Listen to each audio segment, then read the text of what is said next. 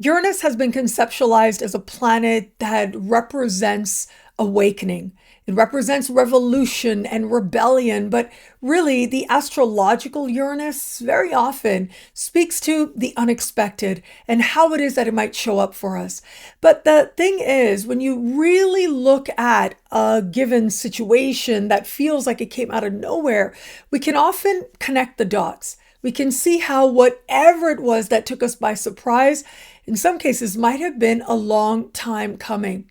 Nothing exists in a vacuum. No event, no feeling, no experience happens completely randomly and seemingly out of nowhere, with a few exceptions. For the most part, often what feels like it just comes up and takes us by surprise, well, it might have had its seeds in events and moments and inspirations that connect us, in some cases, way back. It has been as if the universe has been trying to get our attention over and over again for an extended period of time before it really feels like there is a truth that is just undeniable. It is going to be not this week, but next week on the 8th of November that Uranus is going to retrograde back into the sign of Taurus. Now, Uranus has been in this sign really since 2018. And now, as Uranus retrogrades back into Taurus, it is to wrap up some loose ends. It is going to be as we enter further into a brand new year that Uranus will leave this sign, not to return for about 8 decades to come. And the fact that Uranus is retrograding back into an area of life that we've been experiencing collectively and individually since 2018, well, it does mean that there is likely to be an awakening. There is likely to be the unexpected. But in some way, it gets our attention, not just because it feels random, but more significantly, because it looks random on the surface, but very quickly we're able to realize that actually, whatever it is that takes us by surprise now has been a long time coming. It represents what's been trying to get our attention, what's been trying to shake us awake in some key way that maybe we weren't ready for until we had no choice. When we have moments of great awakening, like we do now, well, it isn't necessarily that it feels comfortable. Uranus very often doesn't feel comfortable, but it is that whatever happens, it gets us to some very clear truth. And very often that truth is rooted in what it is that's really going to help us to feel lighter, more free, more engaged with life, and more ourselves. Wherever it is that we have betrayed ourselves, well, the discontent of that is going to feel just downright undeniable. And as we acknowledge it, well, hand in hand comes what it is to be truly ourselves, what it is that we might need to truly embrace a healthy sense of freedom and the willingness as the lights come on. The thing is, you can't turn them back off. And the willingness just might be in that knowing that we can't turn off what it is that has already become a part of our awareness, a part of our greater consciousness, individually and collectively. No matter what it is that it might cost us, we are wanting to honor some truth that we know and we feel deep within. And it is now that we just might see outwardly as we're moving through our lives what it is that we let go on way too long. Well, this is where things change very much for the better. Hello, fabulous friends, fans, and superstars. Welcome to your horoscope for the week of October 26, 2025. I am your astrologer, Nadiya Shah. Thank you for being here. You've got just days, if not hours, left to choose your tuition rate as low as just $5 a class over at synchronicityuniversity.com. We've got up-and-comers, we've got superstars, we've got legends, including the one and only Mark Lawrenson teaching the astrology of intimacy, my own class on astrology and past lives, and so much more. Learn more and sign up now at synchronicityuniversity.com. Uranus is an outer planet. It is one of these energies that tends to move slow, but is that much more profound. And when it is that Uranus is doing something especially significant, like this week, Uranus is standing still in the sky. appearing to slowly move backwards, and it is going to be next week that Uranus will officially re-enter the sign of Taurus. Well, when it is that we have such an important moment like this, there are big indications for the collective, but the thing is, the energy is so profound that it may not necessarily feel like we are as aware of what's taking place without some other force coming in, some personal planet, if you will, that helps create that awareness. And we still are under this larger configuration called the Great Sextile. And I know this is something I've been talking about because it is such a big deal of an energy in terms of how it is that it is helping us to move into a whole other world.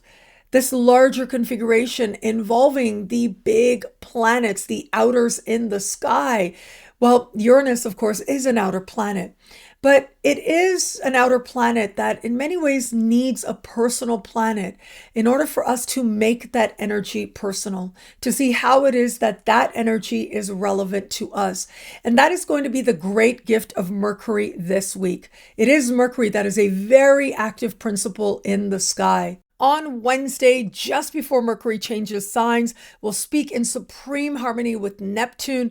We'll move into the sign of Sagittarius, from where Mercury will stand across the sky from Uranus and will speak in harmony with Pluto. Mercury is now in shadow. It is going to be, as we move further into November, that Mercury will officially go retrograde. Not next week, but the week after. I'll be here to talk about it every step of the way, as we are right now, because this move between two signs, Mercury in Scorpio and Mercury in Sagittarius, it forms a key characteristic of this larger time.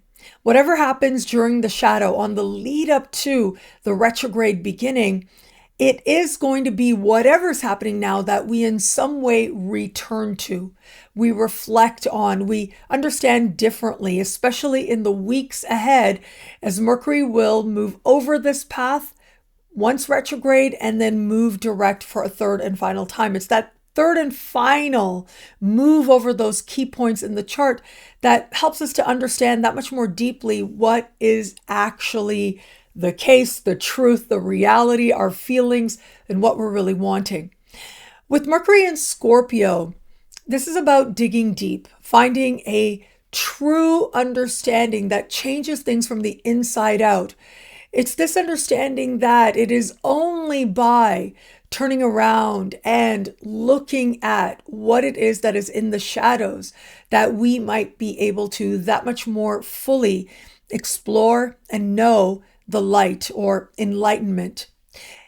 It is the sign of Sagittarius that comes right after Scorpio, which I find so fascinating because in contrast to the energy of Scorpio, which is very aware that things can sometimes go wrong.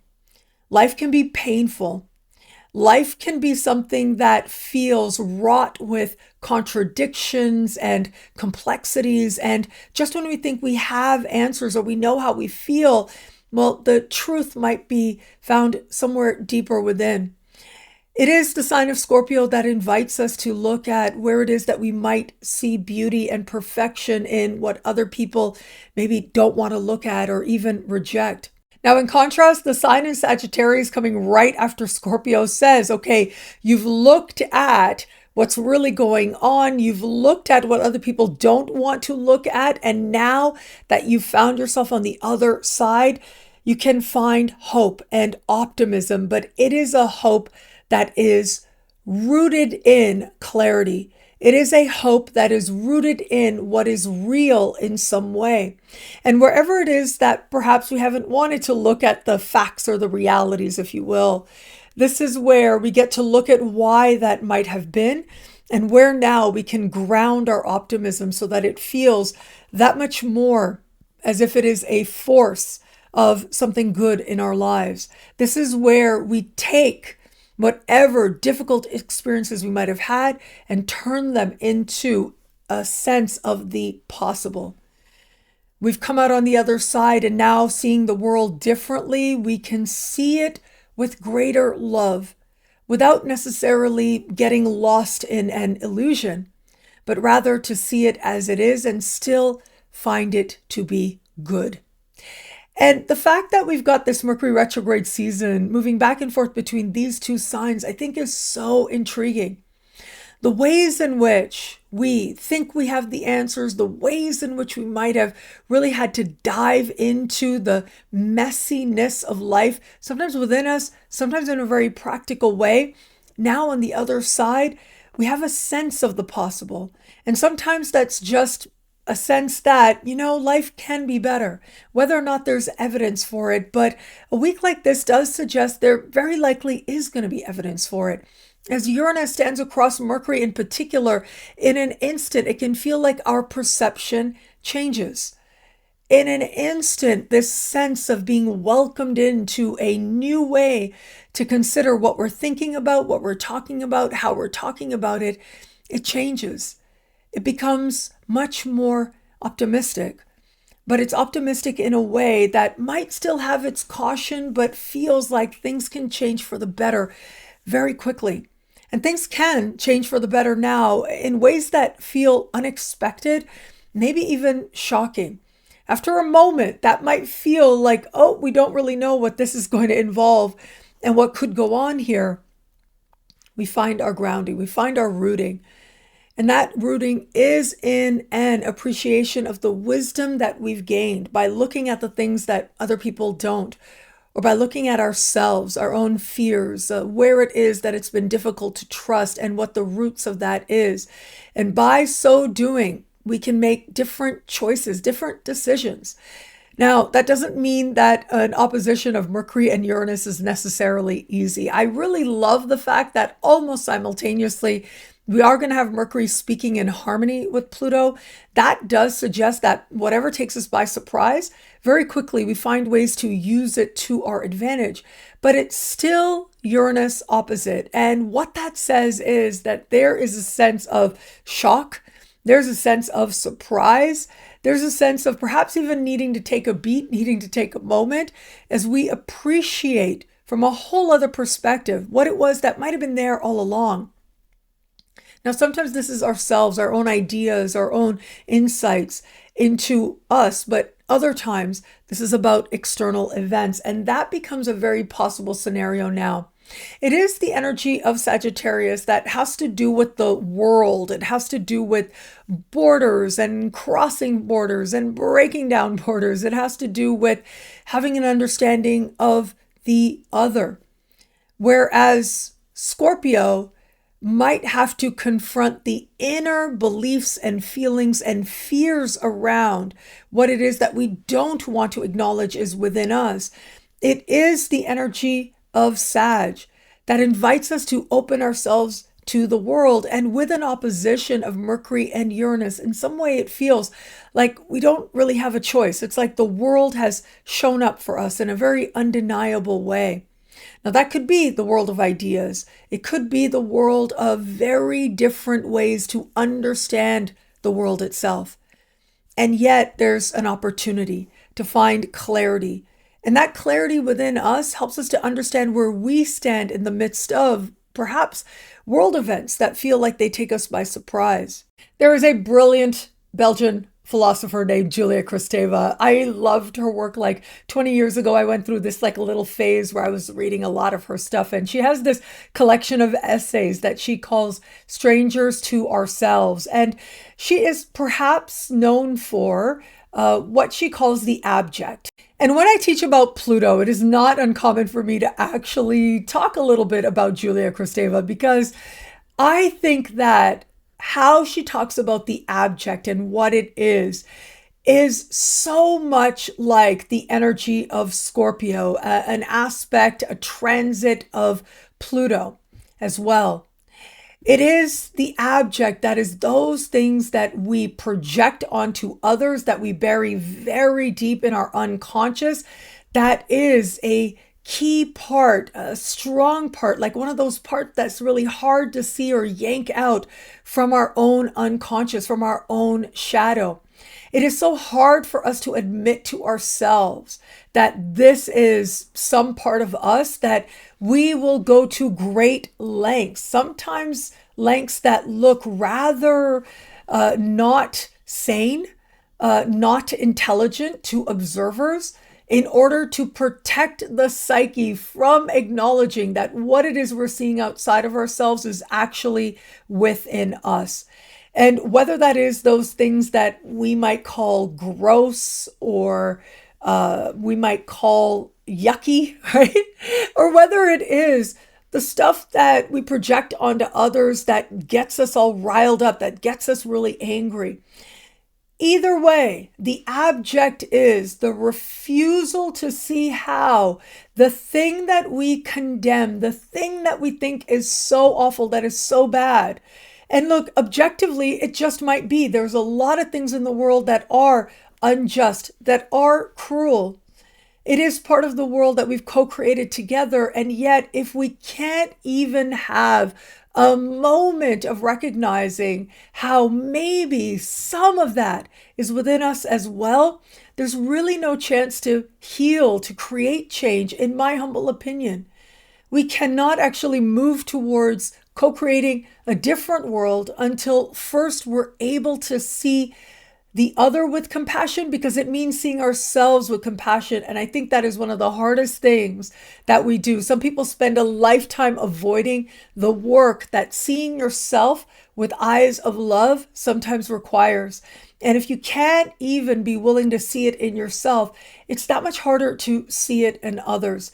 If you can't recognize that we are looking in a mirror so often, well, then it becomes that much more likely that we're going to consider how we're being perceived as something to say about what we feel about ourselves. And when we do that, we lose power, because perhaps that's not what we're really here to do.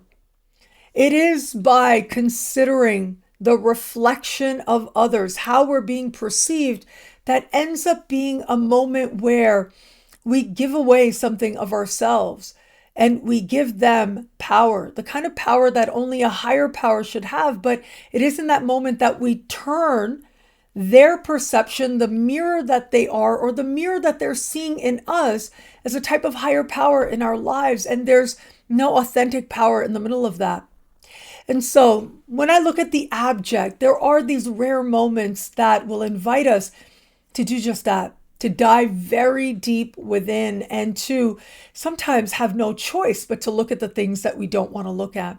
Now, Uranus is a very different energy than Pluto. We've got Pluto speaking with Mercury, yes.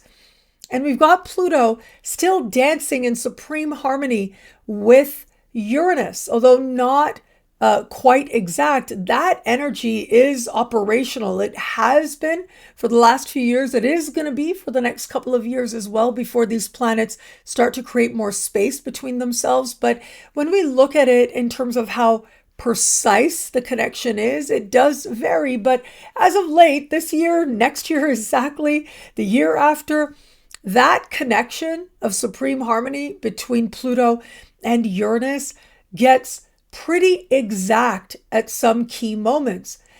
And so it isn't just about the sense of surprise and the freedom we might find with Uranus, but whenever it is that a planet aspects one, you know it's going to aspect the other. Whenever it is that a planet, especially a personal planet, is speaking with one, you know that it is either just before or just after or simultaneously speaking with the other as well. And that's the case that we have here.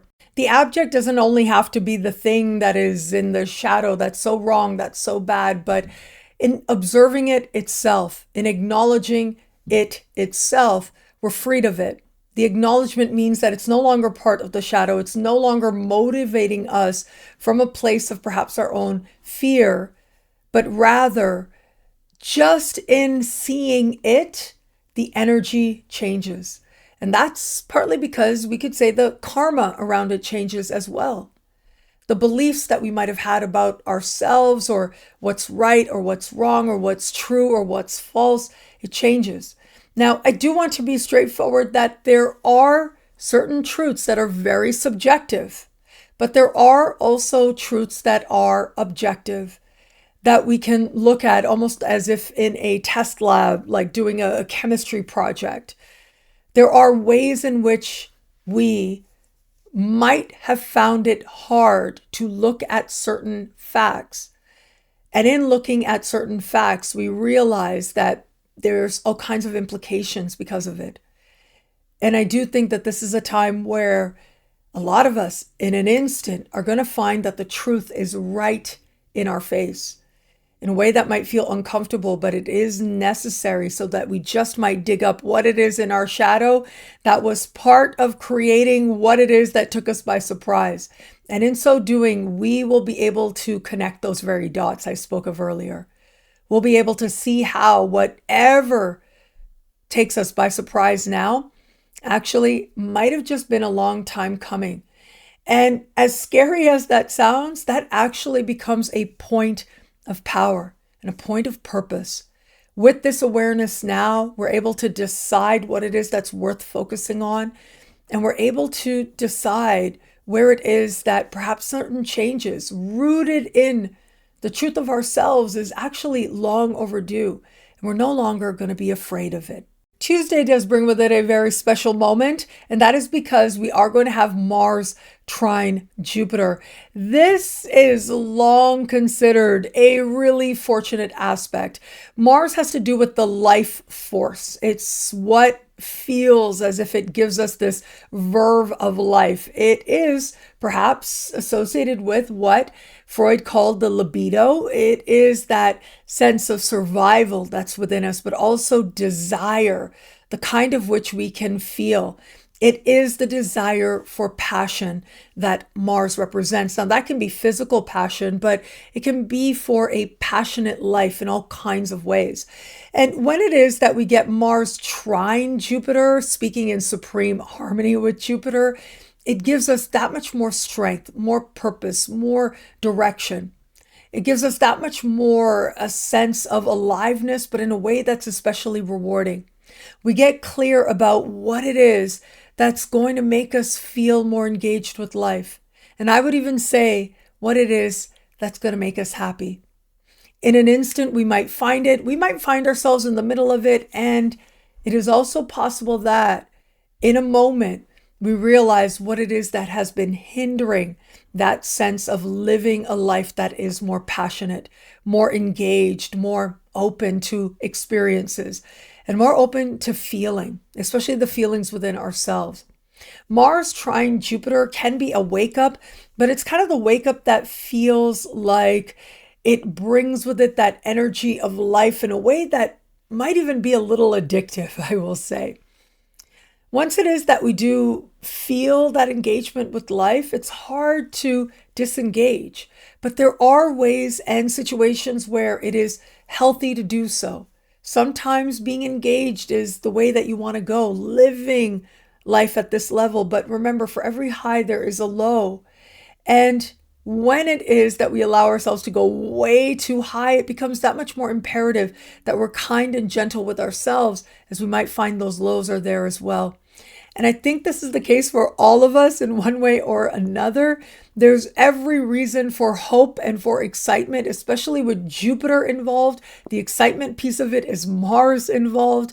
However, there's a lot of adrenaline and energy with Mars that can keep us up in ways that we really like. And yet it can also be the thing that tires us, that feels like we brought so much energy into a moment. And now here we are. We have to figure out what we're going to do, not just in the aftermath, but the afterglow. We have to figure out what it's going to mean in a larger sense, if anything. Now, sometimes it just means, okay, you gave a whole lot of energy. You got really happy, really excited. Now, allow yourself to take things a little bit slower. Allow yourself to have a little bit of rest. But for others still, this is going to be getting so riled up, feeling such a high. But then it's like, okay, how do I sustain this? Well, life is not meant to be lived in extremes, whether that's the extreme high or the extreme low. Now, some people do live in a higher state with a higher awareness. And from that place, the highs and the lows mean something else. But when you are a person who does engage in being open to experiences that others might call high. But I would say, look, if you're open to being willing to feel, all your emotions, all the possibilities. You're willing to feel the energies around you. Well, it does mean that as much as you feel the highs, you're that much more likely to feel the lows. And there's a way to do that, to engage, that keeps life feeling meaningful and rich, but also you don't lose yourself in it. And that really is key. There's a jolt here, a happiness here, which is to be cherished. We are optimistically perhaps making plans for the future or understanding ourselves more deeply in some way. And we feel in alignment with it in powerful ways as well. And yet it is by perhaps allowing ourselves to go a little bit too far in a particular direction that we don't realize in a moment that there's so much energy going out that we might need a little bit of balance in the process. And so whether it's right after a moment or within a moment, allow yourself to find the equilibrium within. And that way, when life feels like it's bringing moments of high, moments of excitement, moments of elation, we can engage them and they give life meaning without us losing something very valuable within us. And that is the thing within us that really makes us who it is we are as individuals. I was recently part of an incredible event at the Omega Institute that was all about astrology and the shift of consciousness. It was put together by the one and only Maurice Fernandez, and Maurice gathers other astrologers to speak to attendees. And yeah, he asked me, and I was very grateful for the opportunity, and it was very rewarding for me personally. But part of what made it so rewarding was the fact that I got to spend time with some of my peers in a way that was a lot more personal, learning about them more deeply. They included Maurice himself, Anne Ortili, Lynn Bell, Hannah Tarajura, and others. Now, I want to take a moment here to talk about Mars trine Jupiter and some ideas that Lynn Bell shared that I thought were so brilliant. Now, some of you, I think a lot of you might know Lynn Bell, partly because she's been on my channel. I interviewed her in 2012, and then I interviewed her again more recently, just a few months ago, and you can find that interview here on my YouTube channel. But Lynn Bell is one of these very respected people in astrology. She's a beautiful writer, and she is very well known for a book that she wrote on solar returns, and she's written a lot in other ways, but she's also an absolutely brilliant and poetic teacher as well. And Lynn was sharing in a moment about Jupiter in Cancer and how it is that Jupiter in Cancer is about understanding home and what that's going to be for us differently, or at least bringing awareness to where home is for us. And she said something so fascinating where she talked about this idea of the connections we have to people, to places, and how it is that they call us, how it is we feel connections to people maybe we never met before, and how it is that the soul knows where home is, perhaps before consciously we even do, or even ready to know what that is. Now, for some people, home is where their families are, and they have those types of relationships. I'm really grateful that I have those types of relationships with my parents and other family members, for example, but that isn't the case for everybody. And yet, this idea of knowing home in some way is always going to be one of those very foundational human things that calls us forward. Now, how it is that we make sense of it and we bring it forward, well, that is highly personal based on all kinds of things that we might look at in the chart. But it is a pursuit that is perhaps a little bit more on the surface right now with Jupiter moving through the sign of Cancer. And so for Lynn, for example, she talked about how she knew that she was supposed to go to Paris. She was supposed to live there, and it didn't make any sense, and she didn't know anybody there, but she did it, and she's been there for many decades now, and she's carved her space there for sure. She didn't even speak the language at the time when she felt like she was to be there. And very similarly, that's how I felt with Mexico in many ways. when I went to Mexico at the end of 2012 to visit the Mayan sites for the end of the Mayan calendar, I remember coming back and having a moment once I was back in Toronto that said, on a soul level, it was like I knew I had to go back.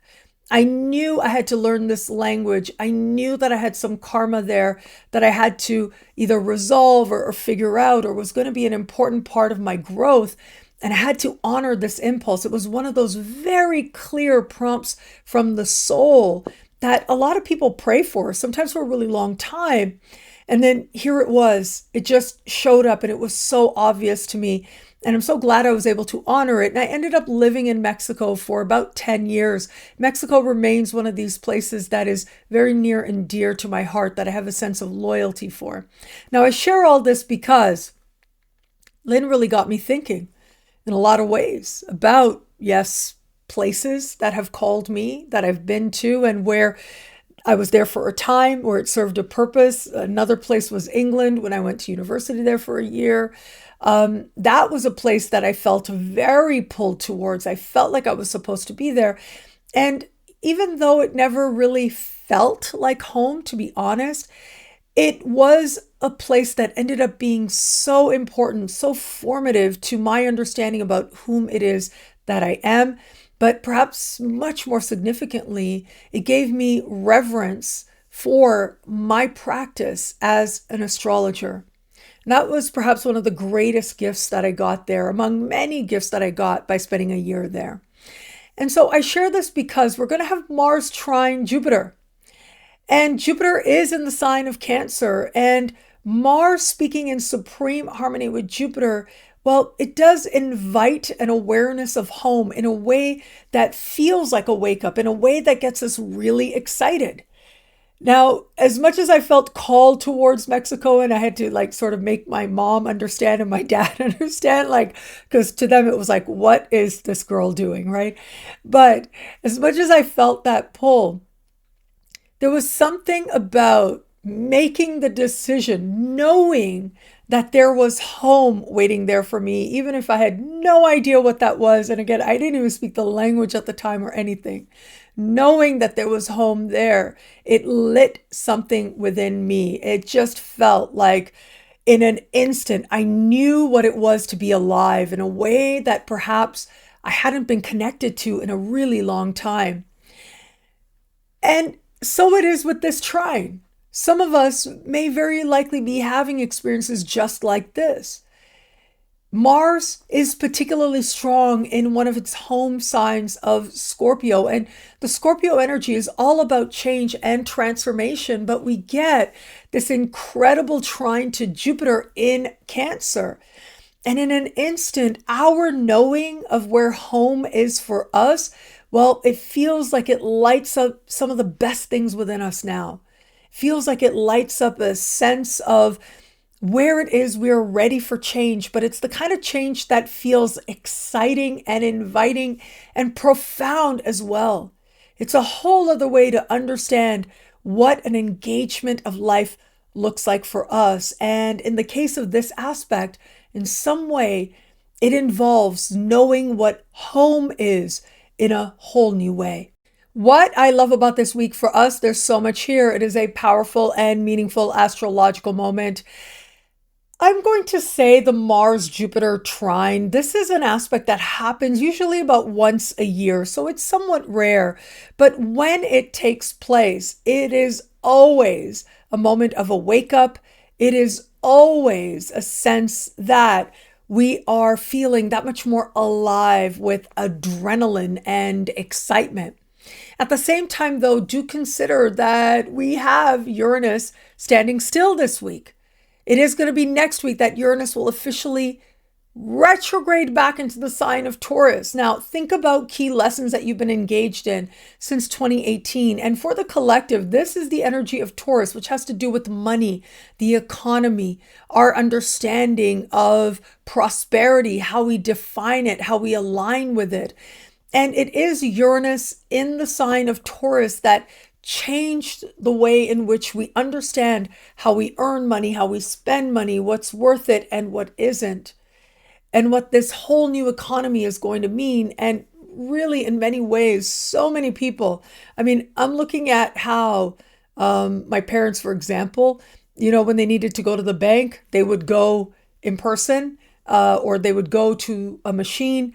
But now it's on their phone. Now it's on their app. And this shift towards doing things on the app was actually really big. It was like a whole other way of learning how to engage the process of accessing money they've earned, money they've spent.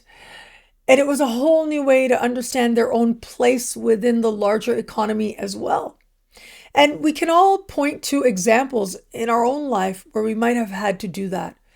Perhaps it was that we started to work online a lot more. Perhaps it was that there were huge changes, maybe upgrades to the technology that we were utilizing in the process of our earning or our spending money. And it could be that we came to define prosperity very differently in our own lives, if only for ourselves. But the great thing with Uranus is Uranus invites you to get to the truth. And sometimes it is a collective truth. And I think that might be part of the larger energy at play. For the collective, we might see changes happening in terms of the economy, for example. But more personally, this is about having a different understanding of how far we've come in a given area of life, and how it is now that we are defining prosperity differently. And we're defining it in a way now that puts authenticity at the forefront, and the pathway that helps us to feel free, that helps us to feel light, is the one that is going to feel the most abundant of all. Well, thank you so much for watching. What do you love about this week? Let me know in the comments below. I love reading you guys, and to prove it to you, here's some of my most recent favorite comments. Thank you to everybody who likes, who comments, who subscribes, who shares, who thumbs up. All of it means so much. I'm so grateful for you. Thank you. And of course, if you want to know how all this wonderful stuff this week speaks to you in your sign, log on to NadiyaShahSuperstars.com, where you get expanded exclusive video scopes for each and every sign for as low as just $3 a month with choose your membership rate. Higher tiers get you things like all access passes to Synchronicity University events, consultations with me, and so much more.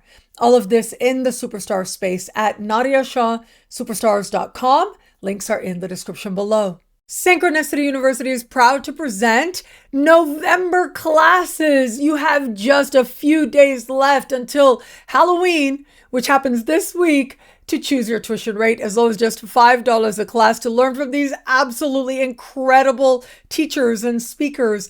I'm going to start with my own class, which is Past Lives Part 3. I have taught 2 previous past life classes, and this is the third of a larger installment of 6 courses. Altogether is going to make this larger understanding of how to understand past lives in the astrology chart, how you might want to awaken your understanding and your appreciation of how past lives are showing up in our current circumstances, and how it is that the awareness just might help you to understand where you are today and where it is that you want to go. And that's ultimately the point of understanding the astrology chart, is to use it as a tool of empowerment. And by understanding the past, including the past for your soul, it's a very powerful way to utilize the deeper mystical understanding of the soul and the life force that you hold, or helping others to understand that. And so this time around, it is part 3. If you haven't attended the first 2 courses, that's totally okay. You could join this as a one-off. However, you could also get, for that very low rate of $5 a class, well, you could get the first 2 courses as well as add-on. So if you need to get caught up, feel free to get some of those packages. But again, you can take this class as a standalone, and you'd be very welcome to do that. And so you've got a little time left to choose your tuition rate. You can see some of the topics we're going to discuss. And previously, we've talked extensively about the 12th house. We're going to talk more about that to understand it with greater nuance. We're going to talk with greater nuance to understand the South Node. We're going to start looking at the 4th house as well, and more on the 8th house, and so much more.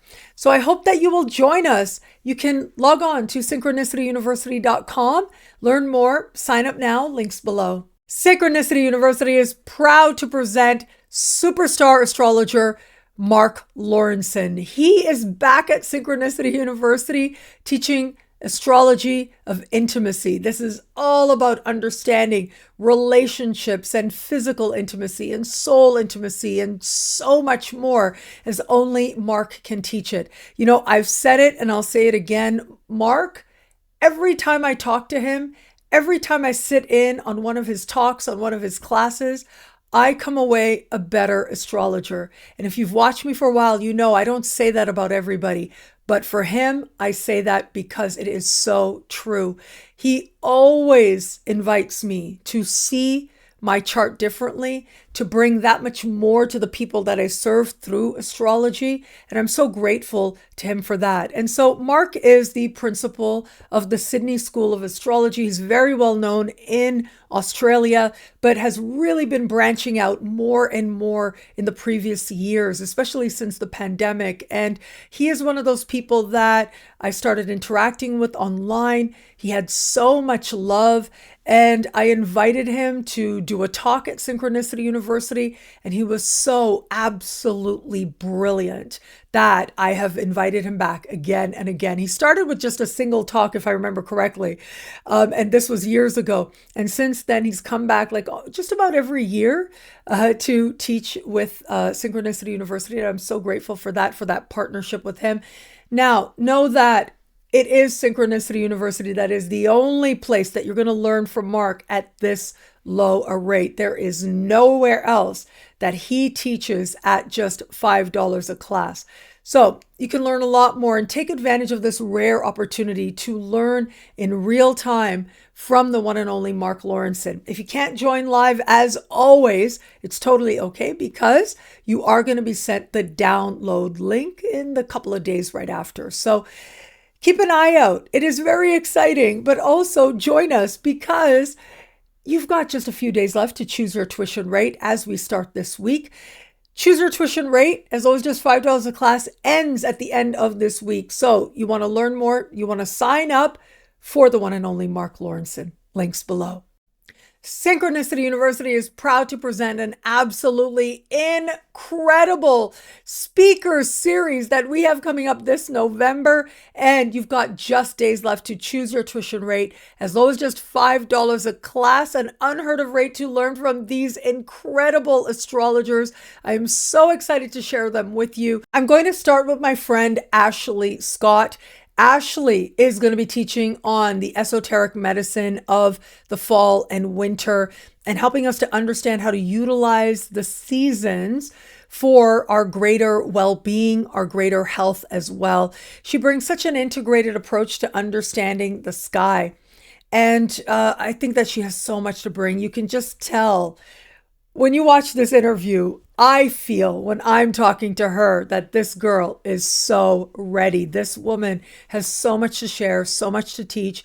And it's such a pleasure to have had that exchange with her. I'll tell you, sort of side note here, I was a little reluctant at first to talk to her about perimenopause and menopause because that's where I am. So I ended up talking to her about it. And I was thinking, you know, it's okay to change. It's okay to grow. And I have been on YouTube now since 2008. I've been on YouTube for a good long time. And those who've watched me for a long time have seen me go through changes, have seen me grow. And I think that this is part of it, sharing exactly where I am in my life. And I am so grateful for Ashley, because it really was in sitting down with her and talking to her that I don't think I said it in the interview. I might have, but I was really very conscious, especially afterwards, that, okay, I'm starting to talk about things that have to do with moving into a different phase of life, but I feel like that's what's happening. And the fact that she created that safe space and she helped me to understand where I am in my life differently as a result, well, I am endlessly grateful to Ashley for that. And so I hope that you'll watch that interview, and I hope that you will join her talk as well. Stephen Poplin is going to talk about rectification. What a wonderful topic to bring to Synchronicity University. This is actually an incredibly valuable technique, and it has to do with pinpointing a birth time.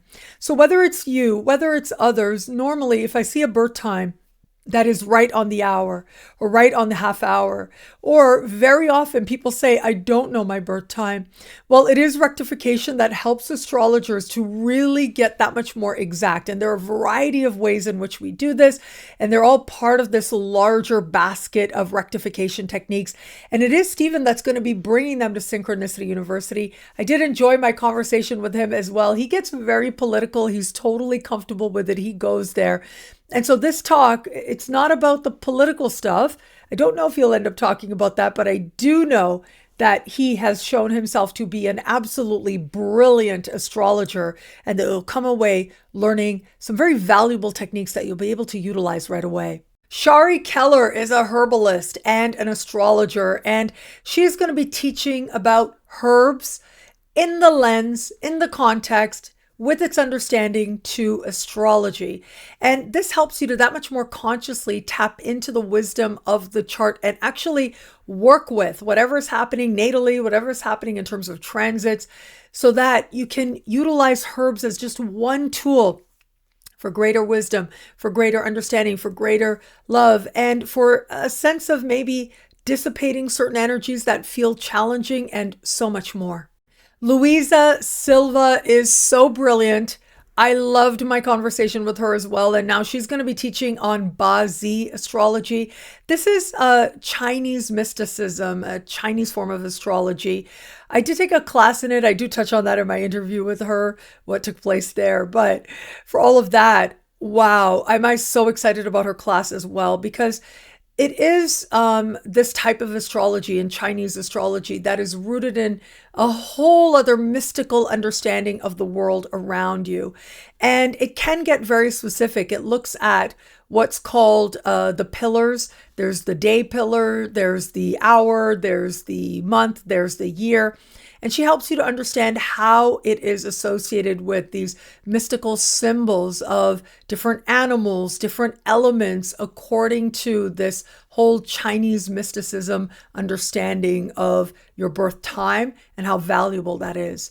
And so she's going to be teaching you the introduction, the very fundamentals. And you can actually watch my interview with her where she looked at my Ba-Zi chart as well. And you can see it looks like a very different thing than we are used to with natal charts, but it is so intriguing, so fascinating. And she's going to introduce you to it all.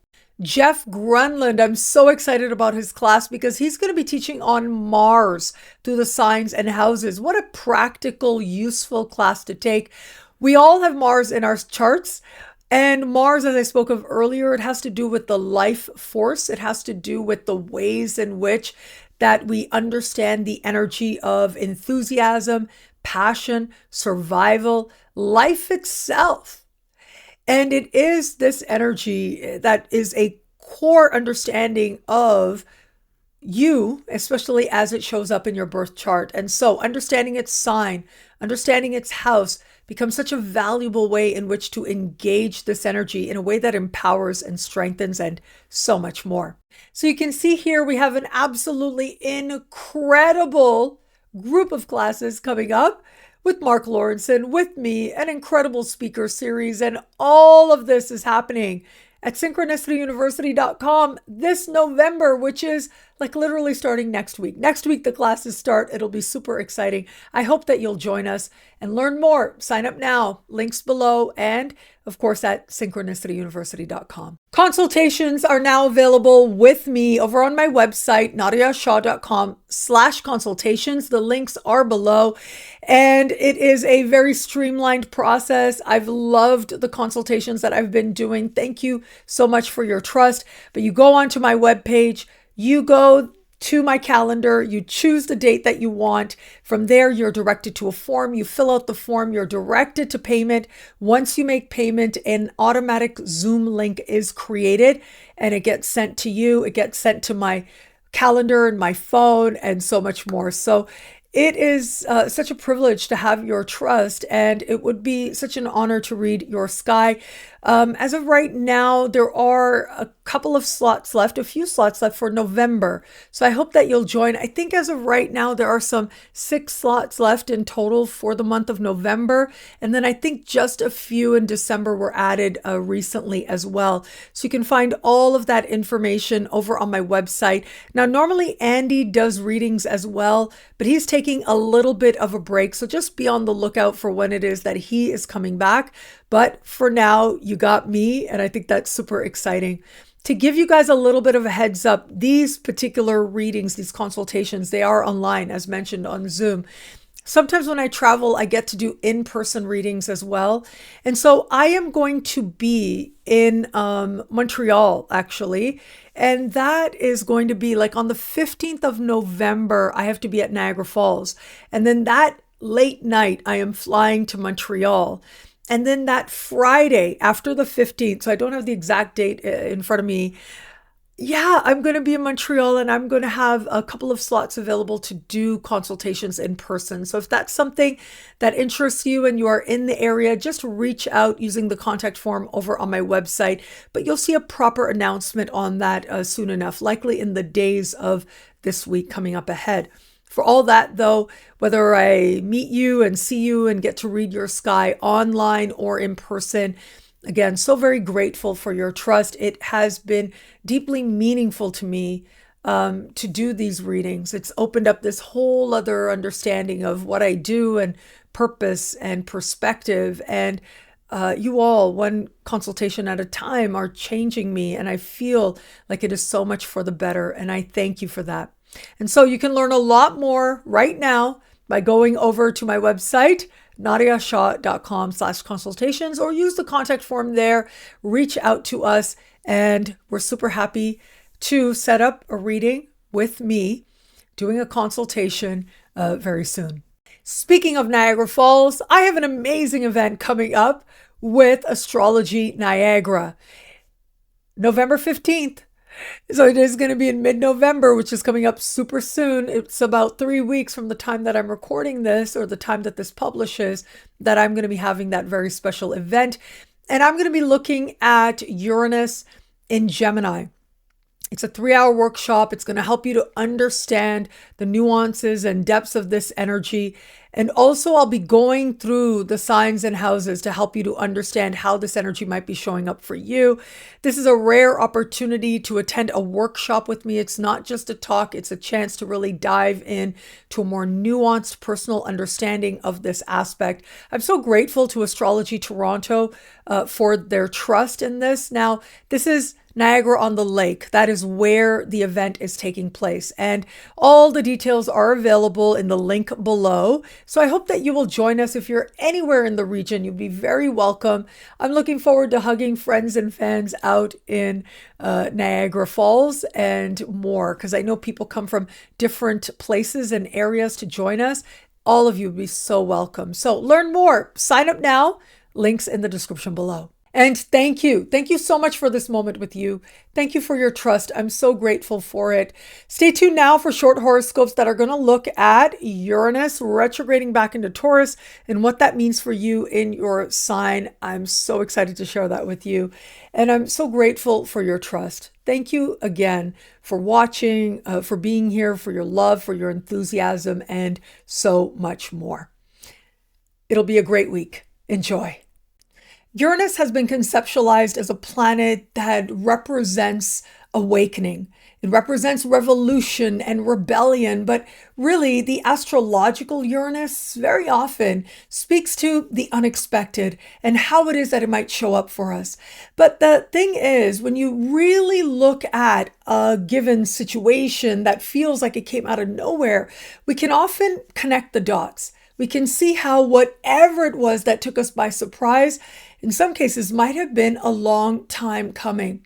Nothing exists in a vacuum. No event, no feeling, no experience happens completely randomly and seemingly out of nowhere, with a few exceptions. For the most part, often what feels like it just comes up and takes us by surprise, well, it might have had its seeds in events and moments and inspirations that connect us, in some cases, way back. It has been as if the universe has been trying to get our attention over and over again for an extended period of time before it really feels like there is a truth that is just undeniable. It is going to be not this week, but next week on the 8th of November that Uranus is going to retrograde back into the sign of Taurus. Now, Uranus has been in this sign really since 2018. And now, as Uranus retrogrades back into Taurus, it is to wrap up some loose ends. It is going to be as we enter further into a brand new year that Uranus will leave this sign, not to return for about 8 decades to come.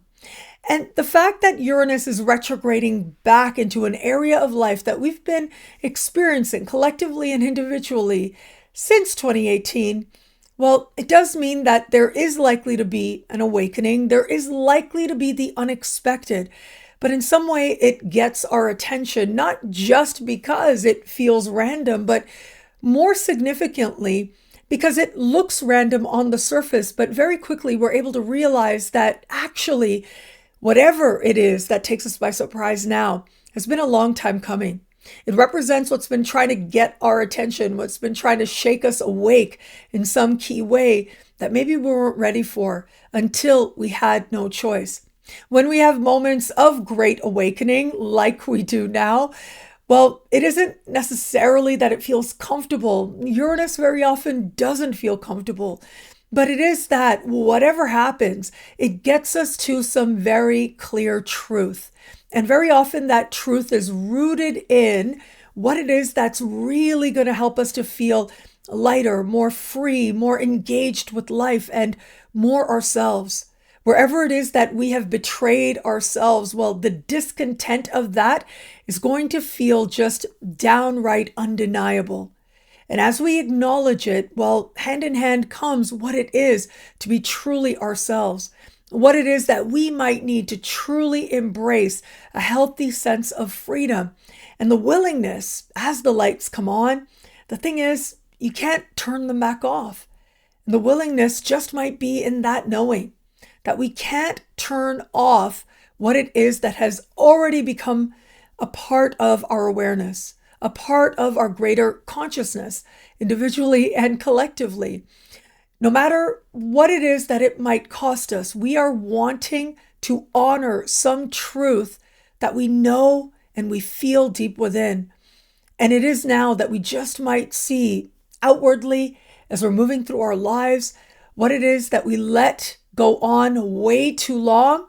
Well, this is where things change very much for the better. Now, how Uranus retrograding back into the sign of Taurus might speak to you in your sign depends on your sun, moon, and rising. Take all three into consideration, synthesize the information to make it unique to you, and there are lots more horoscopes available right now over on my YouTube channel, Nadiya_Shah, and in the superstar space at thefutureismagical.com. Aries, money you earn, money you spend, self-love and self-esteem. Wherever Uranus goes, there's like a shake-up and a wake-up.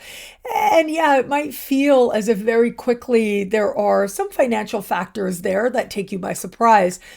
But ultimately, this energy invites you to align a sense of higher calling with what you are doing to earn your money. It invites you to get honest about that. And Uranus is known for providing breakthroughs of one kind or another, whether it's your own realization of how you're going to define prosperity or whether it is practical opportunity. For all that, many Aries won't experience this financially. It'll have a lot more to do with breaking through barriers to healthy self-love. Taurus, identity, who you know yourself to be, what matters to you most and first. This is a huge transit for you. Perhaps one of the more significant transits, perhaps over the course of a lifetime. Having Uranus move through your sign since 2018 has brought with it an inner revolution. It is about becoming something more and becoming truly yourself. Well, how have you done with that journey? How has the process gone? Now you get to be more deeply honest with yourself. And this is about wrapping up some loose ends. finding greater nuance and understanding for those last things that maybe have kept you from feeling fully like you. And as you embrace the sense of authentic expression of who you really are, there is a freedom there, and there is, as a result of that freedom, a true calm that might be uncharacteristic but very welcome. Gemini, Uranus retrograding out of your sign might be a bigger deal than anything, because this is about your own vibration, feeling like it calms down somewhat. But Uranus in the sign just before yours is all about what you didn't know. All of a sudden you know, and it makes all the difference. It can relate to any person, place, thing, or situation. But in an instant, it's like some truth is revealed that you didn't expect, that takes you by surprise, but it's a game changer. Welcome the truth, because it always leads you to a life that's a lot more authentic. Cancer, friendship and connections with other people, whether they are professional, group dynamics. Well, the shakeup and the wake up is here with Uranus, and in particular, it is very powerful to consider how other people reflect who you are, in a sense, based on who you keep around. But also, other people will do all kinds of things that don't actually have anything to do with you, even if it seems like that on the surface. Who it is that is meant to be with you for the period forward, it'll be that much more clear. And with this energy, it's almost like the people that you always expected to be there, they aren't, but the people that you didn't expect just might take you by surprise now, and how they're able to be present for you. This is a time of real breakthrough to help you to understand that in so many ways, sometimes in ways you didn't expect, from acquaintances, people that you don't know that well, or people that you just work with. Well, there's a lot of support there, and that support helps you to be truly you. Leo, career, social standing, life purpose, and your understanding of a higher, more loving vision for your life. Being focused on breakthroughs on a career level is very possible here, and opportunity that comes that takes you by surprise could happen at this time as well. For all that, this is also about shaking loose any pathway that maybe is not actually for you, is not an authentic expression of self. Many, though, will not experience this related to career. It'll have to do more with what's happening with life purpose and a clarity as to the direction in which you're going. And as a result, feeling more connected to some truth of who you are. That makes you feel lighter and more free. Virgo, long distance travel, immigration, citizenship, higher learning, and legal matters are covered here. And in an instant, it feels like the world opens up to you in terms of your personal understanding, in terms of your engagement with the world as well. I find this such powerful and beautiful energy at that, in how it is that you come to understand yourself as more, whether it's through more optimism, through more opportunity. That's a big part of this part of the sky. And personally, your own sense of understanding of your beliefs and where you are in your relationship with the world, spiritual beliefs, philosophical beliefs, even political beliefs, they just might get a whole other insight that you didn't expect, but feels positively liberating.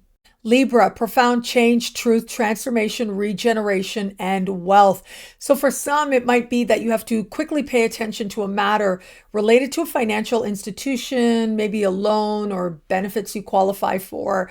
But whatever it is, while it might come up by surprise, it actually could hold the seeds to a real feeling of possibility and even freedom for you as well.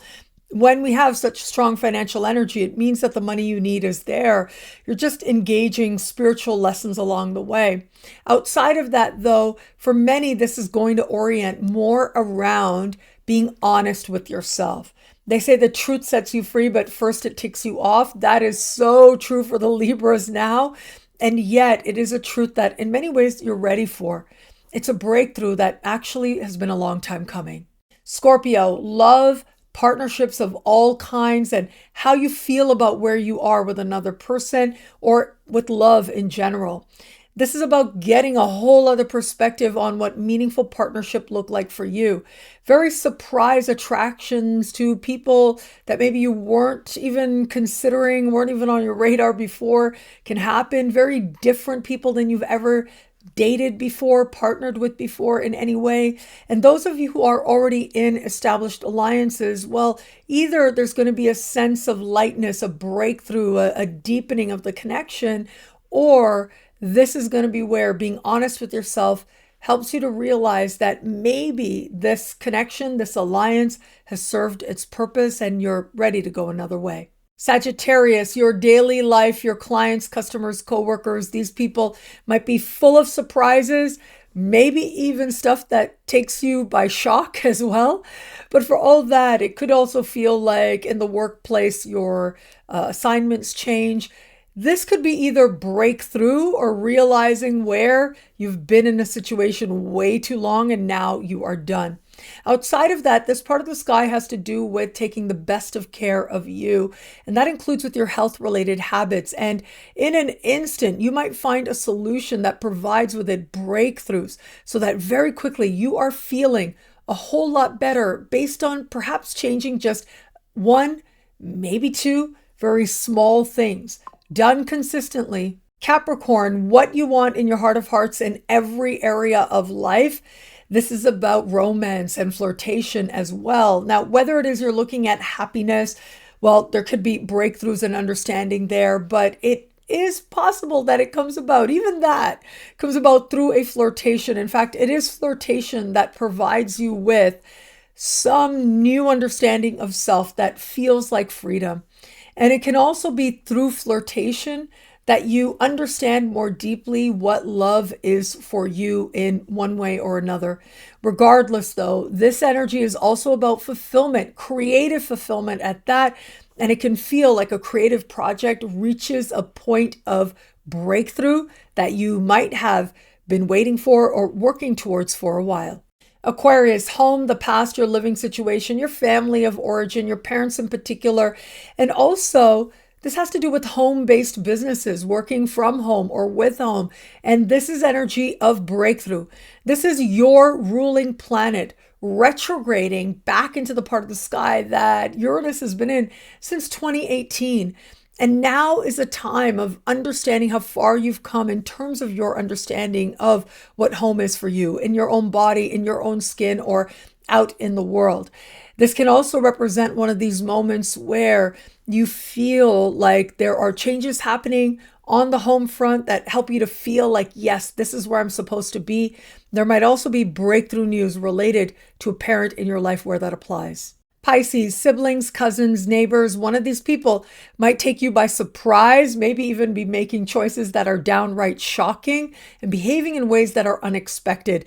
It may or may not have anything to do with you, so do keep that in mind. It just might be in their own life. They're making certain choices and you don't have a lot of power over it. You might just look and go, wow, isn't that person being a little kooky? And yet it is about them. It has nothing to do with you. So it's up to you to decide how to navigate that. Now, for all that, this part of the sky is also about information and mind and synchronicity. You learning the right thing at the right time, being in the right place at the right time can make a big difference now. Thank you for watching. It'll be a great transit. Enjoy.